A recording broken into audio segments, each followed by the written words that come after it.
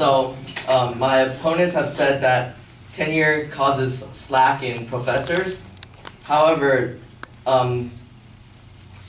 through research by the Washington Post, they found that the current American higher education workforce is more than 2/3 part-time, adjunct, or limited contract hires, meaning that tenured teachers actually only make even less than 1/3 of the higher education workforce, meaning that this is not as big of a problem to us students as we think it is. In addition to that, published by Brown University, they said that tenure makes faculty members into stakeholders into their institution, which it gives them an incentive to maintain higher standards. So that means that these tenured teachers actually have a motivation to improve what they teach, because what they teach makes a difference in the school and the reputation.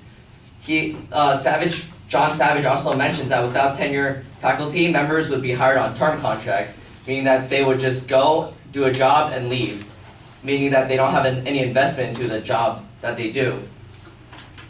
In addition to that, by Michael Cameron published by New York University, they found that a survey determined that 95% of over 300 faculty noted their productivity after being granted tenure either increased or remained consistent, meaning that actually after being tenured, over 95% of 300 faculty thought that they're doing a better job.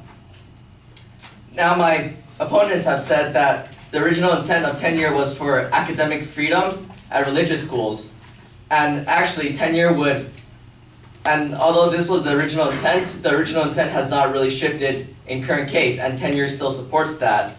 A very famous Supreme Court trial, which is the John Scopes monkey trial. John Scopes, a young popular high school science teacher, agreed to stand as a defendant in a case test to challenge the law. Essentially, he was teaching the theory of evolution, and he was fired because of that.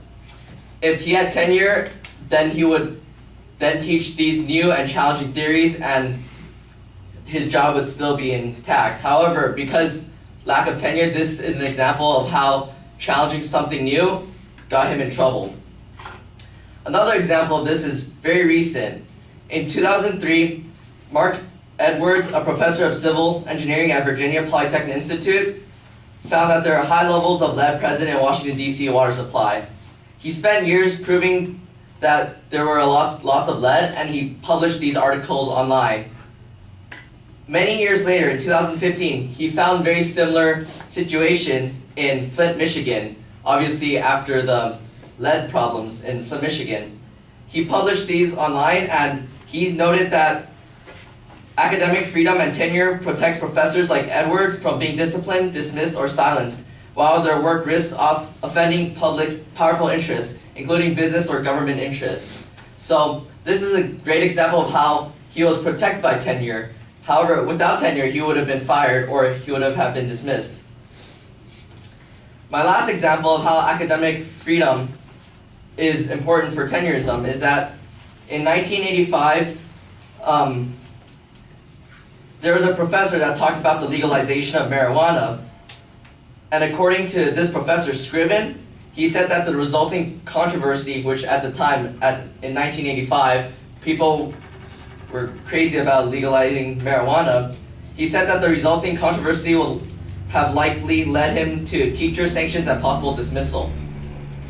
So again, those are just 3 examples from 1912 all the way to 2015 on how the original intent of academic freedom is still important in the support of tenure. My opponents have said that there are no other jobs in the American workforce that have tenure. However, he is wrong. He did not fully do his research. The other job that has tenure is judges. They have lifetime protection from the government unless they do obviously something illegal. And there are 2 reasons and very similar parallelisms between tenure for professors and tenure for judges.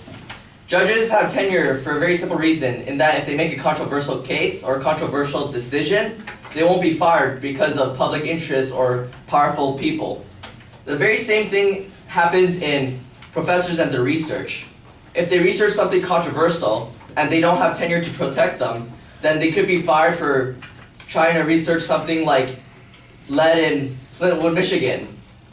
And again, there are very similar parallelism between judge tenurism and professor tenurism.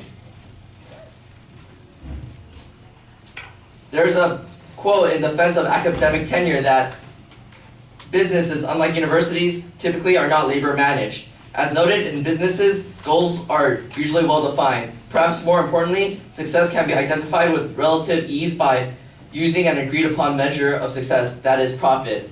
So if a policymaker or a marketing manager decides to make a change, that change can be easily noted by the profits increasing or profits decreasing, and that either benefits or harms the business. However, university is not like a business. So if you research something important, the university will not notably see an increase of profit or loss because that's not how a university measures its success.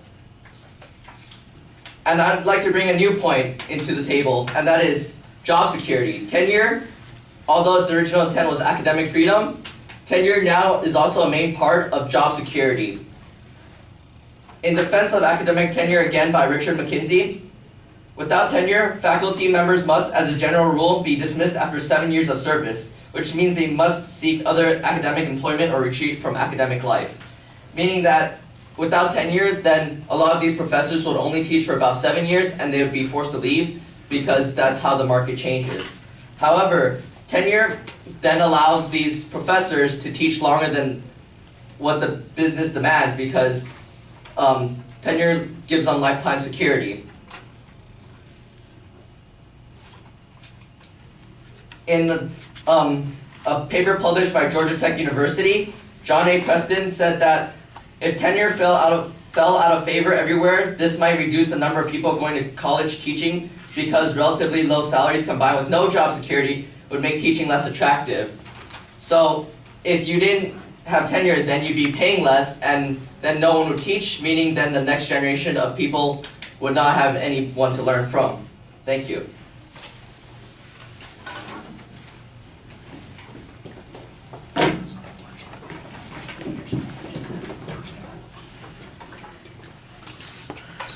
Remember, you guys are up next. You have 4 minutes of prep time left.